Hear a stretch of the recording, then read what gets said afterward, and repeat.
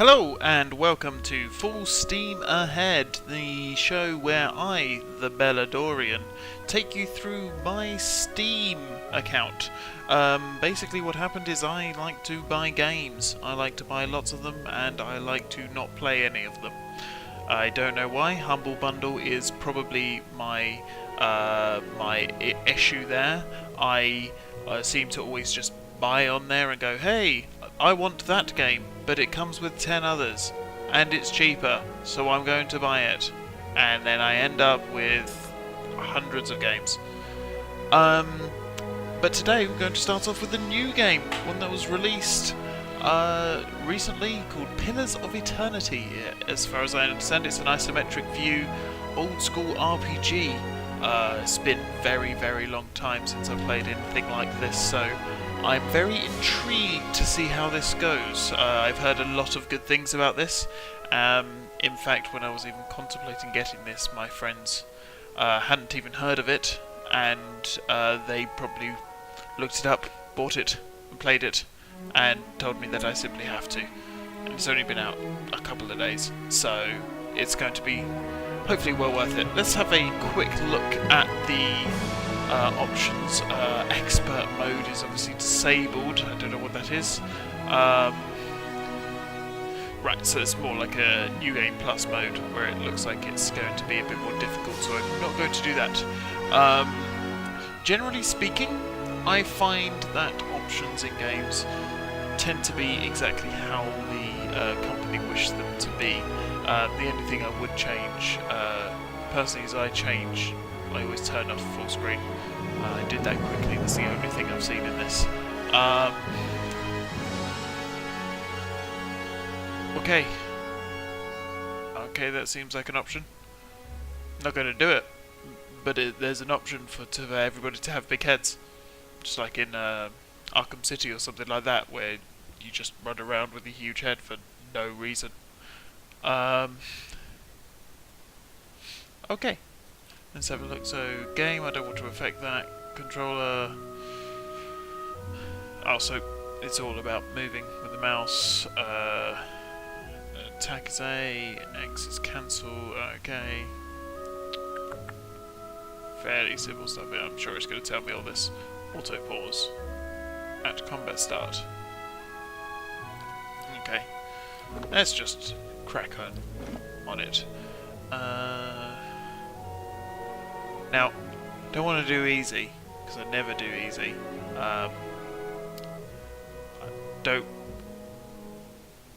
do right. So let's just have a quick look at it. If easy difficulty requires minimal micromanagement and is easily gives mistakes in combat, it is strongly recommended for those who are new or recently returning to real-time party-based RPGs. I am recently returning to real-time party-based RPGs. However, I think I may go up a level if it allows me. So, normal difficulty requires strategy and efficiency, but forgives a few mistakes in combat. It is not recommended for newcomers or to real-time party-based RPGs.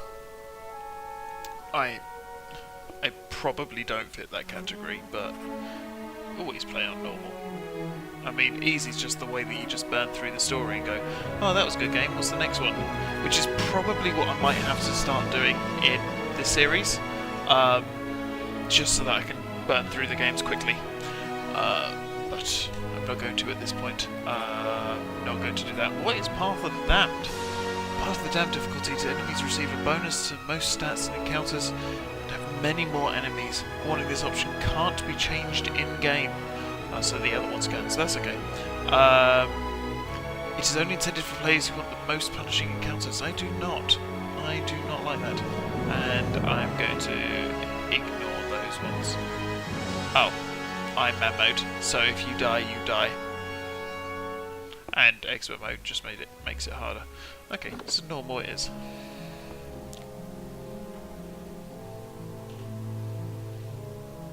Great company, Obsidian.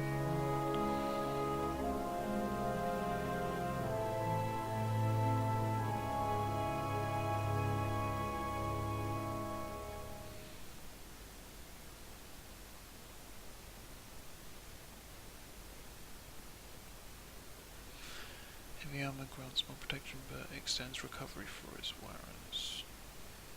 Okay.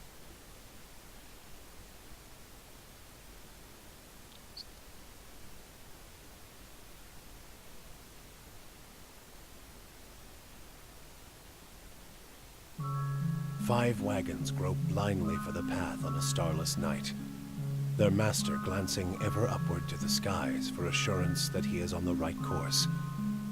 A dim lantern his only protection against the encroaching darkness. But the skies bring no comfort, shining no light, betraying no hint of what they know. The caravan carries travelers bound for the frontier hamlet of Gilded Vale, you among them, where a local lord has offered land and wealth to settlers from abroad looking for a fresh start. You have taken suddenly ill, sweating and shivering, and one of the other travelers signals for the caravan master to stop on your behalf. He pulls up just in time to avoid plowing into the trunk of a fallen tree that bars the way ahead. You will go no further tonight. Okay. I understand from reviews that I've read that those are essentially the cutscenes. If ever you've played any sort of old school RPG or even a tabletop based RPG, that's it's really useful to have that minimalist detail that they give. I know there was the picture in the background and everything like that, but you sort of create things in your mind which are much better for you to sort of really feel like you're involved in the storyline. So let's have a look. Male or female? I'm male, but I might pick a female. Let's just have a look.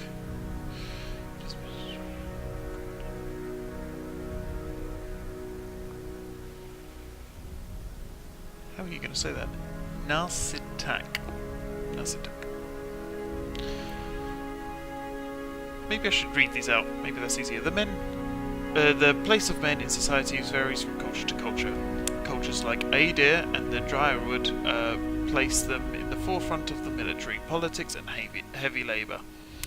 Among the tribes of the Nastic, men perform many of the homesteading and organisational duties. In Glanfath and Ixmitil, men and women have more fluid social roles. In all societies, there are exceptions to the rule, and men can be found in a wide variety of stations and professions. Fair enough. A woman's role in Aurora is largely dependent on where she is from. Aurora, I'm guessing, is sort of either the continent or the world. Hasn't given me much information yet. Valian republics and the Direwood, women occupy many domestic, educational and organisational roles. They are the primary hunters, soldiers and leaders of the tribes of Nastic. And in Glandfath and Iaxtamil, I'm going to say they're different every time I read it. Women and men have a more fluid and social roles. In all societies, there are exceptions to the rule. Women can be found in a wide variety of stations and professions. Okay, let's pick female. Right, so never be a human. Just a rule. Why would I ever pick a human when I am one? Although I'll have a look at them. Humans are commonly called folk. Are the most common race in Daiwa. Oh. Okay. So they're just emphasizing things. That's a lot of information. The Elder Empire and the Valian Republics.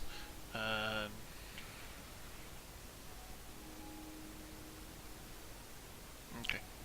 I'm sure there's a map and it'll tell me information later, or I'll learn it, or get involved enough that I'll want to know more. Though not as large as the tower in Oman, are they going to be big? Humans are known for their... Right, so strength and willpower, so resolve and might.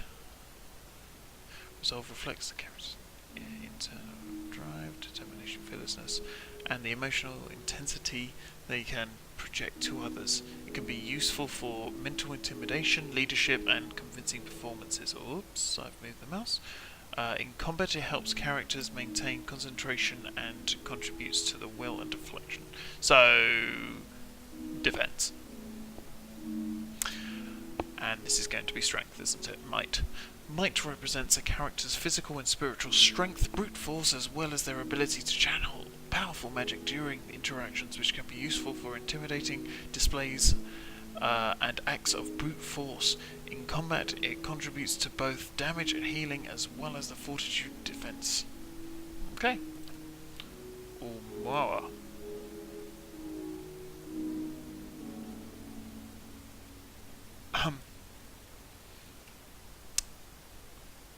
Pretty? I don't know.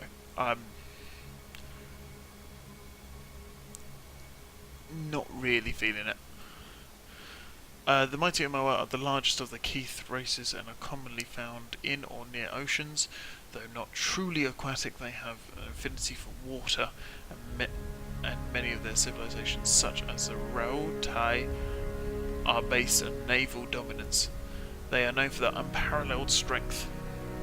2 strength. 2 might. Read that out. Dwarfs. Oh, pretty. By virtue of land covered and number of colonies settled, dwarves are the most well-travelled race in the world. They're commonly found in the Direward and Valiant Republics and almost any colonised land. Dwarves are known for their great strength and tenacity. So, right, we have +2 might. Dexterity is -1. Dexterity is an abstraction of a character's hand-eye coordination, balance, and overall grace. Interactions, it can be used for sleight of hand and fast reactions. In combat, it affects the character's action speed and with all attacks, spells, and abilities, and contributions to the reflex defense. Okay. And Constitution. Constitution is a combination of the character's overall health and stamina. Although it is not used for much interactions, it is sometimes checked with to withstand pain or endure a physical or taxing ordeal. In combat, it affects maximum health and endurance, contributes to the fortitude defense. Okay, so it's looking like this is all pretty much the standard stuff. I may stop reading it soon. Alright. A bit smaller than humans. Elves are the dominant race in the Airglainfath, and the white that wins. And are extremely common in the Direward and Ada. Elves are known for their speed and intelligence, as well as a commonly isolationist nature. Perception is a new one. Character senses, as well as their initiative ability to pick up on details in interactions. It can be used to catch someone in a lie, making a comment about their appearance, or notice something in the background. In combat, it contributes to the deflection and reflex defenses. Grant bonus to interrupt. Ooh, bonus to interrupt. I'm assuming that's probably going to be useful, especially if you played it on hard or what have you.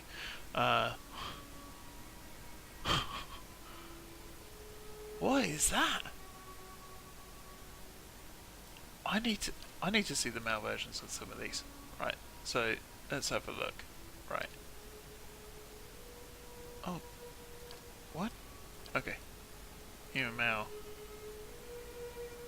No. Still not feeling them.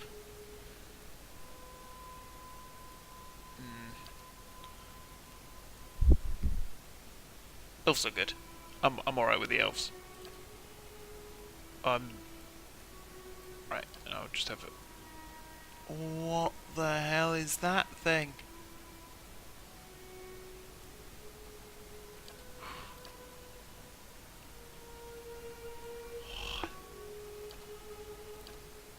Right. Orlands are the smallest of the Keith races, as many cultures don't consider them to be civilized at all. Also notable for their large ear, two-toned skin, and hirsute bodies, Orlands are commonly found in Air Glansfath and the Amitel plains and parts of the Direwood. They are known for their mental intensity and quickness. Then those are the stats: +1 resolve, -1 might, and 2 perception. These are the only ones with intellect. Intriguing. Godlike are a race, Keith civilized races. Children of the Keith civilized races that have been blessed with physical aspects associated with the gods, though some do not consider it a blessing. These aspects take many forms and often come with mystical powers. Apparent head shapes are typical, and godlike are unable to wear protective headgear, as it is near impossible to find anything that fits. Because of their unusual nature and their inability to reproduce, godlike are often viewed with fear and wonder. And the new stat, intellect, as I've said them all. Intellect represents a character's logic and reasoning capabilities. In interactions, it can be useful for deduction, sudden realizations, and problem solving. In combat, it contributes to the will defense and influences durations, areas of effect for all abilities and talents.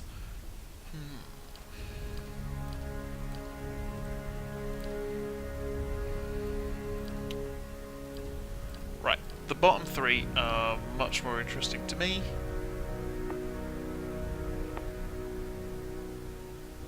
Like that says that there's some weird heads that are going to turn up.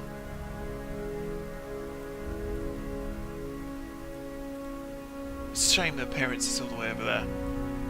But I'll have a... I might be able to click back. So let's have a look there. Phew.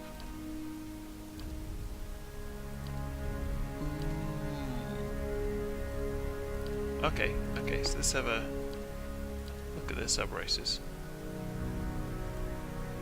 Whoa.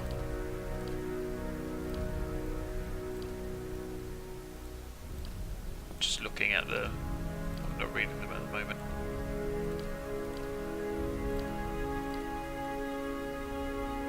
Right, they look better. They look better.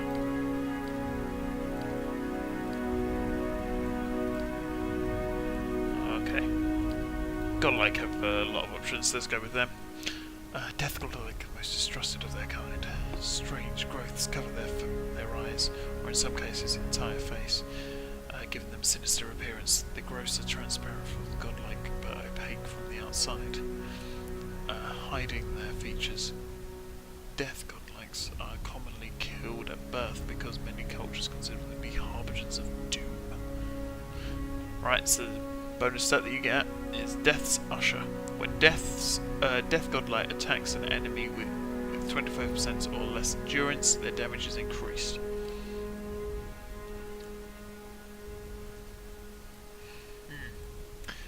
The bodies of Fire Godlike often resemble hot metal, burnt wood, or stone. Fire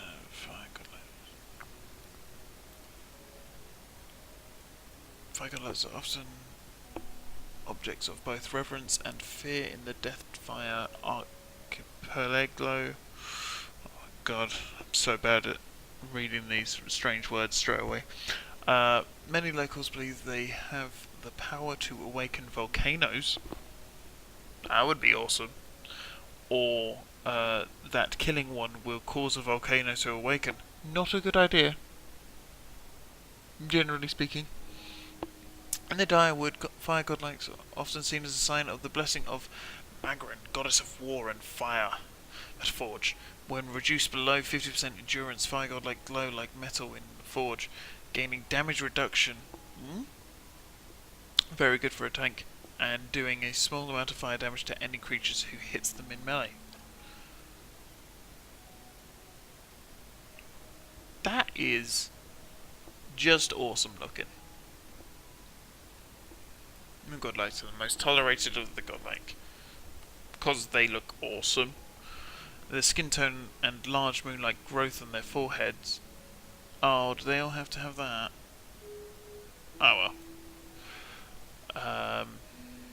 Maybe strange to some, their appearance is generally considered more palatable by the other Keith. Sailors have many beliefs about the moon godlike and their propensity to bring luck. though is a little agreed as to what kind of luck they tend to bring. Silver Tide. Every encounter, when reduced below 75, 50 and 25% endurance, Moonlight Godlike generates waves of healing moonlight that restore endurance to them and their allies. Ooh. Sounds useful. So not only do they look amazing, they also sound really useful. I'm gonna probably be swinging unless this girl can do anything. Nature Godlike appear to be the fusion of human and animal features, often covered by plants, moss or fungi. This has led to the common stigma that they are diseased and that many are killed at birth because of it. Godlike don't have a good start to life. Just saying. Many druidic orders have a keen interest in nature godlike because of the general curiosity as to how souls occupy animals, plants and stones. While Spring of Life, the ability, grants a bonus to might, constitution and dexterity when endurance is probably going to be more damage that they're going to be able to pump out. But let's have a look.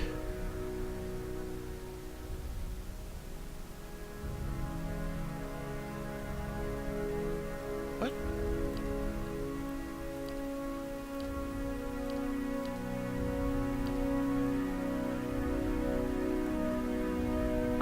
Let's have a...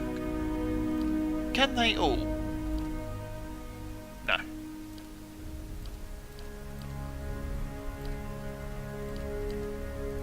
Okay. Good thing to know. They can change their body type.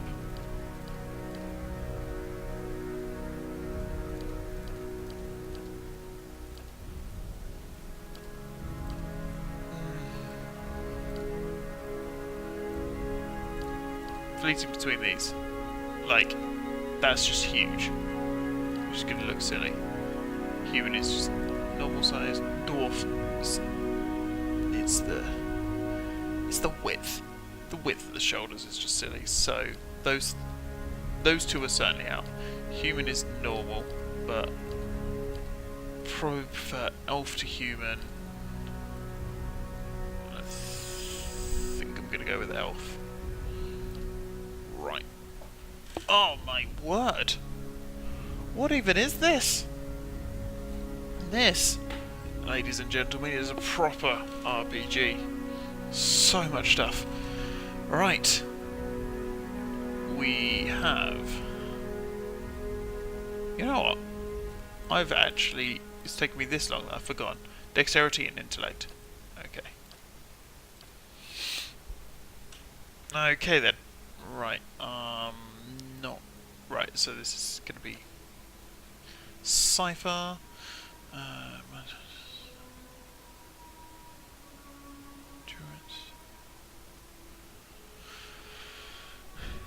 How the... Right. Ciphers were once called Brish Algwyn, Mind Hunters, by the Glenfarths. Ciphers have the ability to direct, contact and manipulate other person's soul and psyche, using an ally's or enemy's essence to focus magic. Ooh, interesting. Though most ciphers are still found in the Eastern Reach, practitioners of the techniques have spread throughout the known world and they are gaining acceptance over time, but they're generally distrusted. Ciphers can directly target allies and enemies with powerful soul focus effects. These powers cost focus, which ciphers build to use their soul whip. Stealth law mechanics. I'm just going to guesstimate on what those are, because I'm not going to bother reading everything. Don't want to do an 8-hour video just because I read everything out to you. Endurance 30 plus 10 per level. Alright, this is easy. Low, bit low, average, high deflection.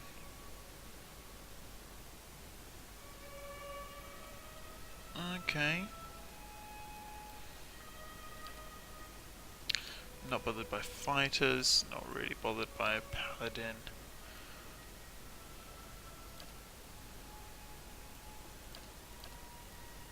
Just having a look, see what they look like at least.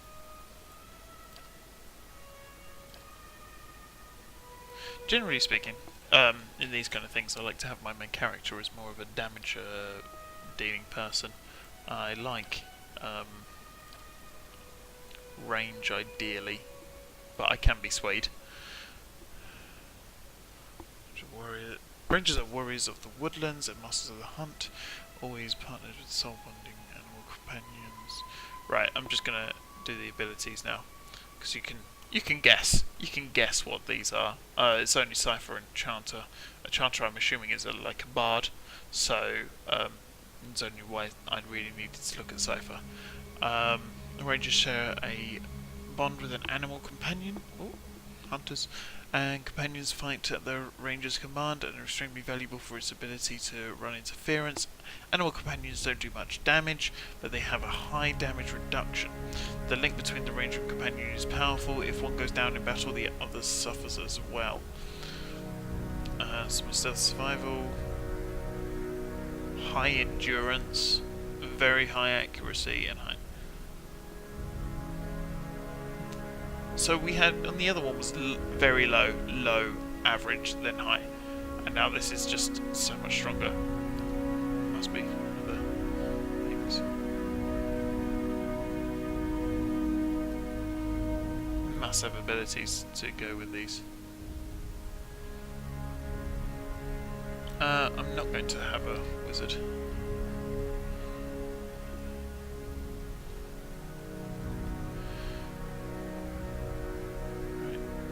Chanters can continuously speak chants made up of magical phrases. Phrases produce passive effects and help build a chanter's power until they can use invocations. Powerful magical effects that chanters can create after they have spoken a required number of phrases through their chants.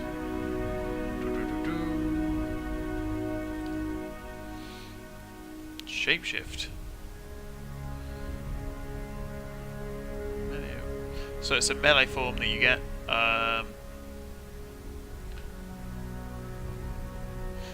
These are all like your typical ones. So I might just go. I'm just gonna go ranger.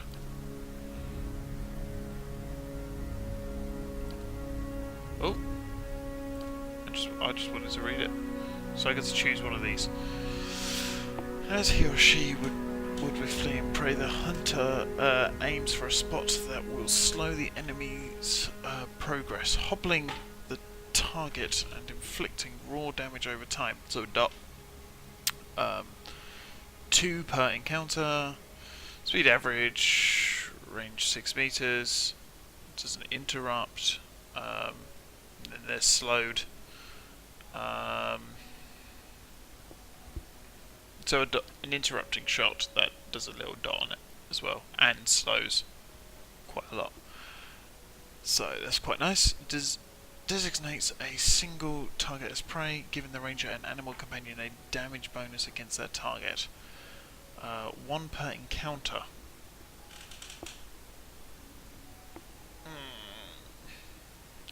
So really good on really powerful bosses.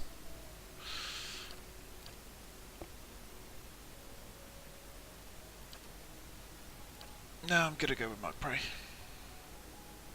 So it's going to do a lot more damage to bosses, which I guess are going to be the thing that's going to be killing me. And I should have other abilities to deal with other things, so yeah, I'm going to do that. I get to choose my companion now. Awesome. Antelopes have naturally superior defences. I don't think that's right. Pretty sure antelope don't have that much defense in real life, but okay. Okay. Unusually high damage reduction, given superior protection. Boars inflict more damage under 50 endurance. Lion companions ability to terrify animal. uh, to raw to store. Right.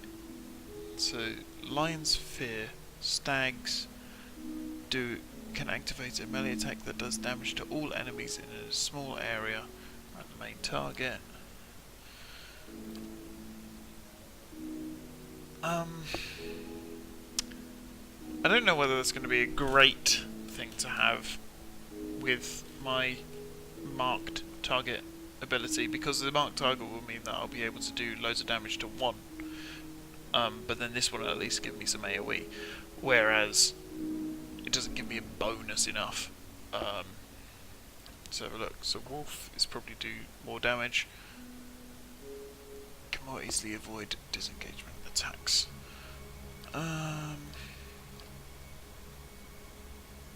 Again, I think it's down to these three. I think the stag intrigues me the most. I mean, my character looks like a stag would be nice. Ooh. Well, let's just have... We'll just do that. That's ranger with the stag. Interesting. Highly recommended for that. Highly recommended. Okay. Got 15. Let's get them to 15s. And we've got 6 to go.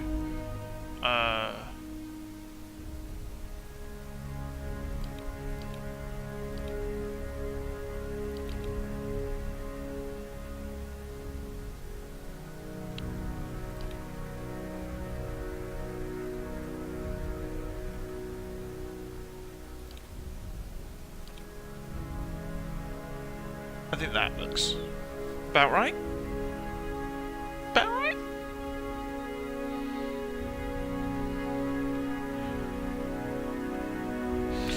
I mean, I've got them on as high as I can without really weakening. I mean, I could drop them to get them to 16, but I don't know.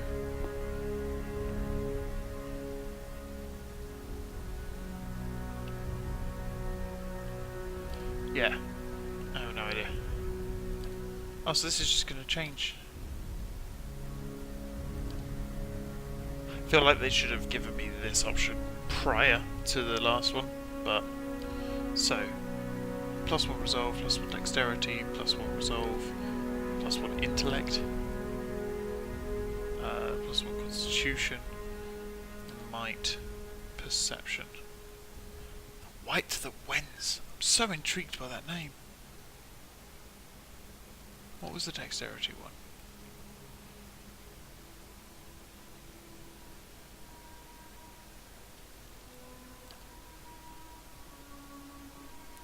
Right, so between these two. From the Nasitak, dozens of settlements and hundreds of the lawless, pirate-infested islands that stretch southern seas.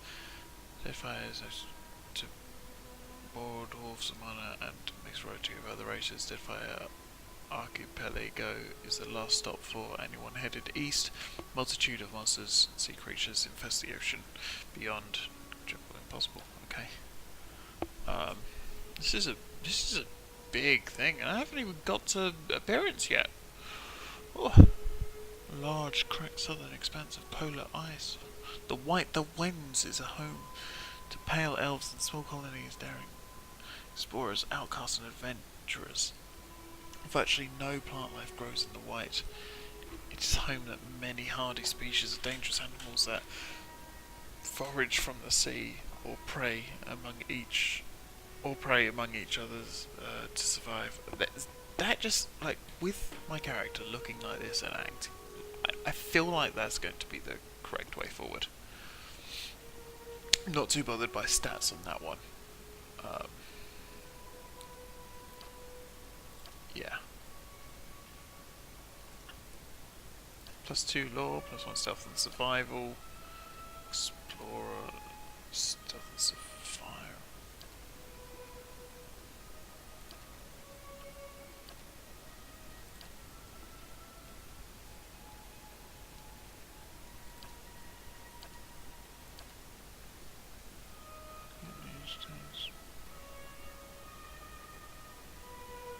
feel like that makes more sense.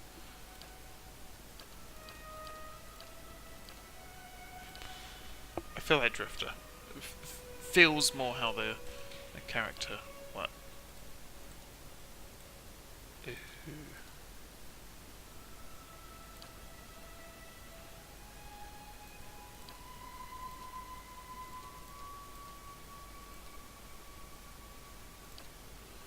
I like purple. If I ever get a chance, I always purple.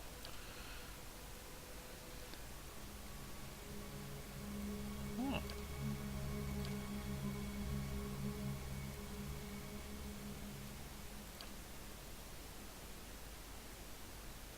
You know what? It's the worst looking one, but with me having a stag, I feel that that is gonna feel awesome. What?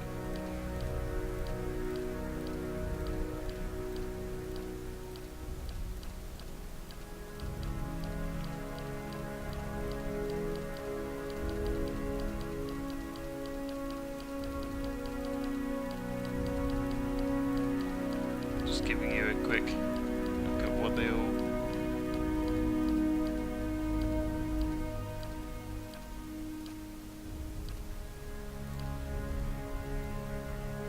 That. I shall lead us. Finish them!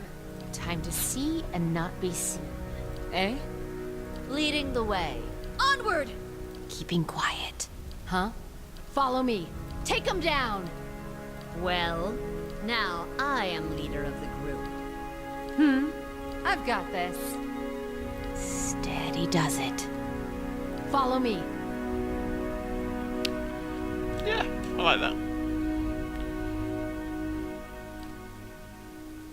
Enter a name.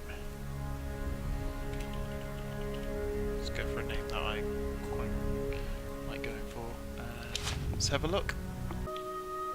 Thank you for watching. That was the Pillars of Eternity character creation. Please like and subscribe for some more, and on the next episode we'll move on to some actual gameplay. See how that goes. Thank you very much. See you next time.